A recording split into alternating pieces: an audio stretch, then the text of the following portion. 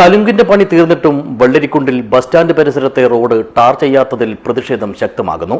അനാസ്ഥ തുടരുന്ന അധികാരികളോടും കരാറുകാരനോടുമുള്ള രോഷം പ്രകടമാക്കാനായി നാട്ടുകാർ റോഡ് ഉപരോധിച്ച് വാഴ നട്ടു. This news sponsored by Bobby Chemmanur international jewellers.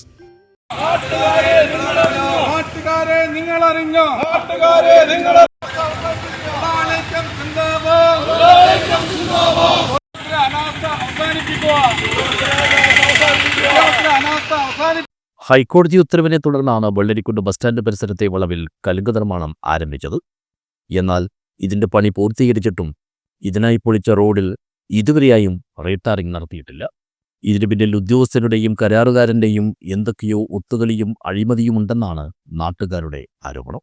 ഗതാഗത യോഗ്യമല്ലാത്ത റോഡിനാൽ ജനങ്ങളാകെ വലിയ തോതിൽ വലയുമ്പോഴും അനാസ്ഥ തുടരുന്ന അധികാരികളോടും അതോടൊപ്പം തന്നെ കരാറുകാരനോടുമുള്ള പ്രതിഷേധം അറിയിക്കാനായാണ് വെള്ളിയാഴ്ച രാവിലെ ടൗണിലെ ഓട്ടോറിക്ഷ ഡ്രൈവർമാരും ചുമട്ടുതൊഴിലാളികളും വ്യാപാരികളുമെല്ലാം സംഘടിച്ചെത്തി റോഡിൽ വാഴ നട്ടത്.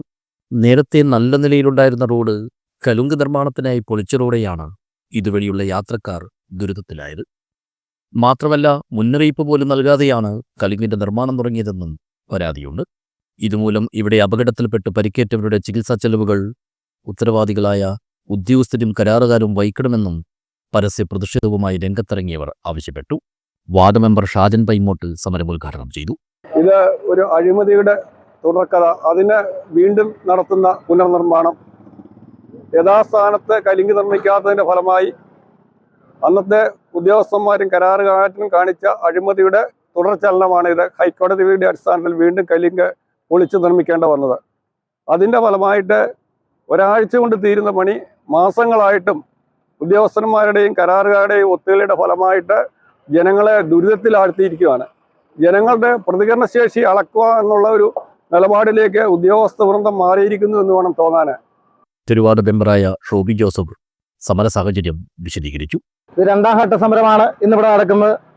എന്നിരുന്നാലും നമുക്കറിയാം, ഇവിടെ മുൻപ് സൂചിപ്പിച്ച പോലെ തന്നെ ഈ കലുങ്കിന്റെ നിർമ്മാണ മെക്കാഡ റോഡ് ടാറിങ്ങുമായി ബന്ധപ്പെട്ട് നിർമ്മാണം നടക്കുന്ന സമയത്ത് തന്നെ ഇതിൽ അപാകതകളും അതേപോലെ കൃത്രിമങ്ങളും നടന്നതുകൊണ്ടാണ് രണ്ടാമത് ഹൈക്കോടതിയുടെ നിർദ്ദേശപ്രകാരം ഈ കലുങ്ക് ഇവിടെ പുതിയതായിട്ട് പണിയേണ്ടി വന്നത്.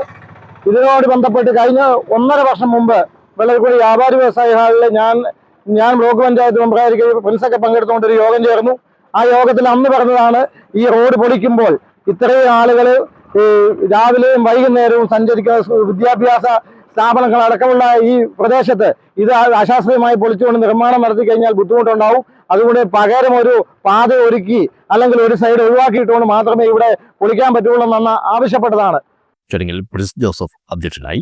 TN. Girish, Binu Sebastian, Harindran, Robert എന്നിവർ സംസാരിച്ചു. ടി.വി. തമ്പാൻ സ്വാഗതം പറഞ്ഞു.